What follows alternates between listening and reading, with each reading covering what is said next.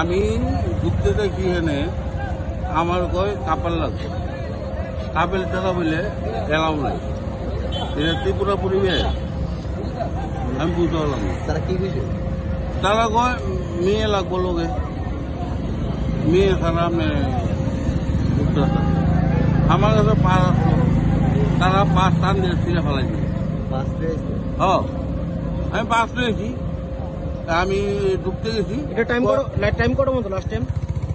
সে তো কিছু জানি না, কইল সন্ধ্যা 7টার থেকে এন্ট্রি। তারপরে তারা কয়টায় শেষ করবো এটা জানি না, কিন্তু কাপের লাগবে সিঙ্গেল দোকান যেত না। এটা কি আমার পরিবেশ, আমার ঘরের বড় নিয়ে আমি এনে রিটার্ন করতে। এটা একটা রোজবিলি একটা বিল্ডিং ছিল, এটার মধ্যে সরকার কিভাবে পারমিশন দিল এটা আমরা বুঝতে পারলাম না।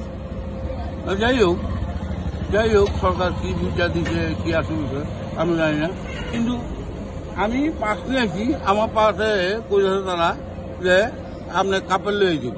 আরে আমি একটা বয়স্ক লোক, আমি পাস পাইছি, আমি ঢুকতে আইছি, আমার কাপড় লয়ে যাব।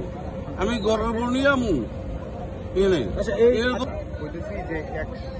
রবীন্দ্র ভবন একটা সংস্কৃতির কালচার, এখানে যখন মানে এই ধরনের মানে একটা পাপ মানে মদের আসর বা ডান্স গান, আমি একটা সেকেন্ড আমার দেখতে তো আমি দেখি এখানে কি, আমি এখানে লোকাল, আমার বাড়ি এখানে এইভাবে একটা কিভাবে দিল তারা।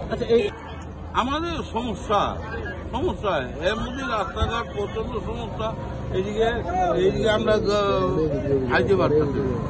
ঠিক আছে।